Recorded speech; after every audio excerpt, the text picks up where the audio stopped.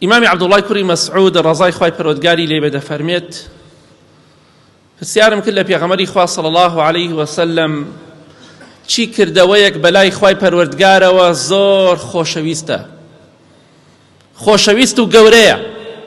فەرمووی یەکێک لەو شتانەی کە فەرمووی بڕ الوالدین، دوای عیبادەتی خوا چاکەکردنە لەگەڵ دایک و باوک. دوای شەریک بۆ خوا بڕێاردانیش گەورەترین تاوان ئەوەیە کە ئینسان بێڕێزی بەرامبەر دایک و باوکی بکات، ئازاری دایک و باوکی بدات. دوای عیبادەتی خوا گەورەترین خێر و چاکە کە من و تۆ ئەنجامی بدەین بەرامبەر دایک و باوکمان ئەنجامی بدەین. بەداخەوە هەندێک لە مناڵەکان کچ بێ یا کوڕ بەپی پێویست سەردانی دایک و باوکیان ناکەن، ئەوانەی کە دایک و باوکیان یەکێکیان ماوە، هەتا پەیوەندیشیان پێوە ناکەن، هەواڵیشیان ناپرسن، مۆبایلێکی فری پێیە ئامادەنی ڕۆژانە تەلەفۆن بۆ دایک و باوکی خۆی بکە هەواڵێکی بپرسێ، چونکە ئیمانی زەعیفە، چونکە بە گرنگی نازانێت کێشەکە لەوەدایە جاری وایە خۆیشی دایک و باوکە، بەڵام نازانێت دایک و باوکایەتی یعنی چی. سەردانیان بکە، هەواڵیان بپرسە پێش ئەوەی ڕۆژێک بێت ئاوات بخوازی تەنها یەک دەقە بیان بینیت، ئاوات بخوازی یەک دەقە چاو بە دایک و باوکت بکەوێت بەس بەخوا نایبینیت. بۆیە ئەمڕۆ سەردانیان بکە، ئەمڕۆ ڕێزیان لێ بگرە، ڕۆژێکە بێ یەک چاوتر و کاندنیە ناتوانانی بیان بینیت، چونکە ئەوان لەژێر خۆڵدان، نەبەخوا ناتوانی. خوا ئەوانەتان کە دایک و باوکتان یایەکێکیان مردووە، چەندێ تا مەزرۆی بینی ئەوانن، چەندێ تا مەزرۆی بینینی ئەو کەسانن کە باوکیان مردووە یا دایکیان یا هەردووکیان، چەندێ تا مەزرۆی ئەوەن زیندوو بوونە دەستیان ناچکەن بیان بینن، بەڵام ڕۆشتن تازە خوالیان خۆش بێ. بۆیە دایک و باوکت ماوە یا یەکێکیان ماوە ڕێزیان لێ بگرە پێش ئەوەی لە دەستیان بدەیت، پێش ئەوەی ئاواتی بینینی ئەوانت هەبێت. ئەوە چاکەیەکی زۆر گەورەیە کاتێک کە سەردانی دایک و باوکی خۆت دەکەی، عیبادەتێکی زۆر گەورەیە، خزمەتکاری ئەوان جێگەی شانازیە.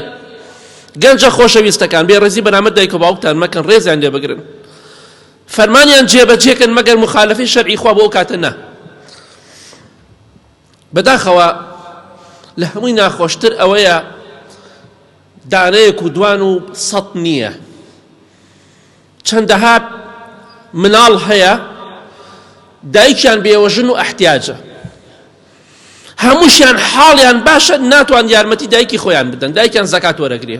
چەندەها ئافرەت دەزانم کوڕەکانی باشن، حاڵیان زۆر زۆر باشە، بەڵام سوێن بەخوا خەڵکی سەدەقە و خێریان پێکات بە دایکیان.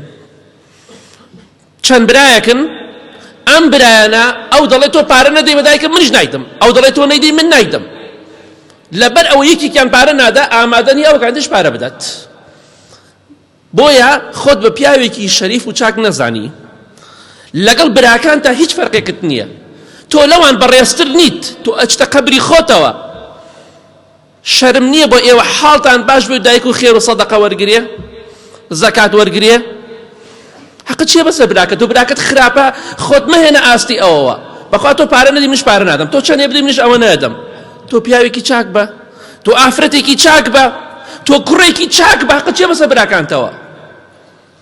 ئەیدا نایدا کەیفی خۆیەتی، تۆ وەکو ئەوان مەبە. ئەگەر پارە نەدەی مەڵێ وەڵام من ئامادەم، هیچ ئامادانی ڕاست ناکەی.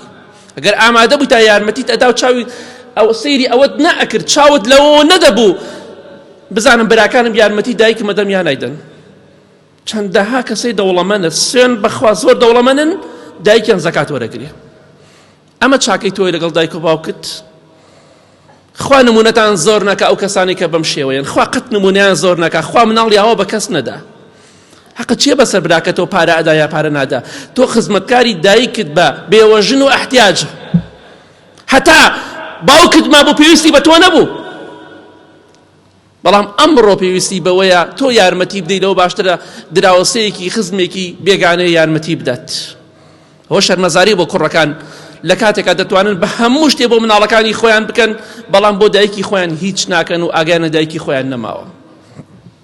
بەم شێوەیە مەبە لەگەڵ دایک و باوکت، بە تایبەتی ئەگە دایکشت بێوەژن بۆ ئاگادار بە، سەردانیان بکەن هەتا لە دەستان نەداون.